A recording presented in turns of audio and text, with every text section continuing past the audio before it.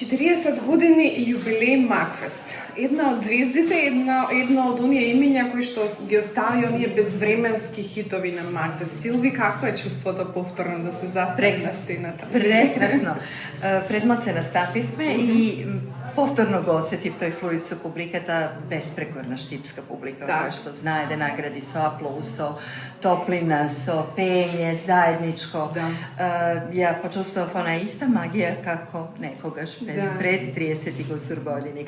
За прв пат настапивме воопшто на Макфест и токму со оваа композиција со Ангели ме носат. Ангели ме носат е песна која што се уште се пее по настапи, по свирки, младите колеги ја изведуваат, песна која што публиката пак и пак сака да ја чуе.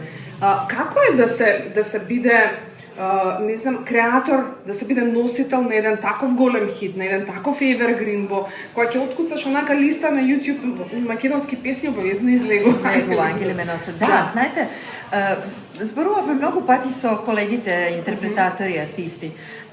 Автор е Драган Вучич, текстописецот е Ѓорги Ѓоргиев. Се склопија, нели, два одлични елементи, аранжерот е Дамир Имери. Моето беше да ја оживеам песната. Нели, гласот ја прави финална изведбата. Така да тоа беше голем предизвик и секогаш е за секој артист од голема одговорност. Знаете, кога ќе добиете ноти, вие треба да ги оживеете.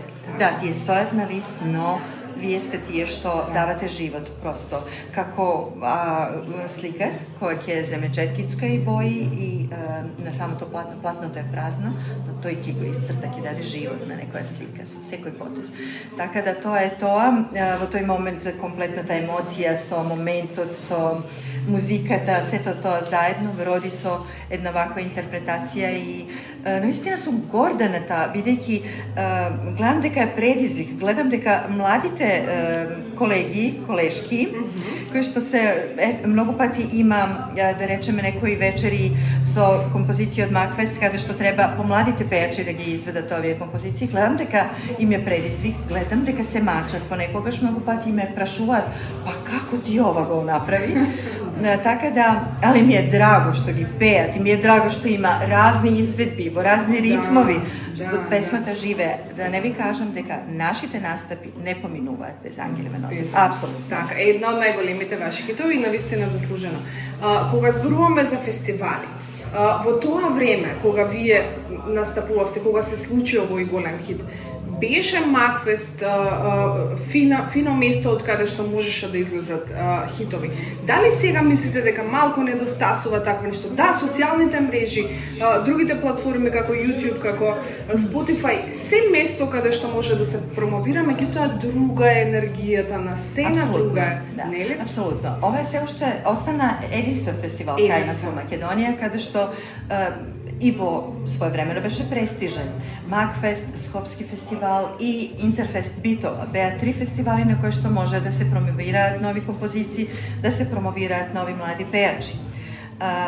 И знаете, ова атмосфера во исчекување, дружење со колегите. Еве сега сме ние ова постара генерација, правиме безброј шеги на сопствена сметка и ние многу убаво бидејќи се присетуваме на тоа време. Меѓутоа, Facebook или било која социјална мрежа не може тоа да го надокнади. Таму ставате готов производ. Таму е све веќе нашминкано, стерилно, испеглано, исчистено од грешки, од нели? И е готов производ кој што да, може да се допадне или не, меѓутоа представува некоја, да кажам, перфекција, а луѓето сака да го видат ова. Жив настап, нас тука, како се движиме, како им се обраќаме, како се понашаме. Значи, сето тоа комплетно е нешто сосема поинаку. Придев и живото пење е тоа што всушност не докажува или не го покажува нашето место на самата естрада. Така, за крај само морам да ви дадам комплимент дека изгледате и звучите неверојатно, исто како некогаш, така што само продолжете да понатаму. Благодарам од срце, фала многу, секој добро.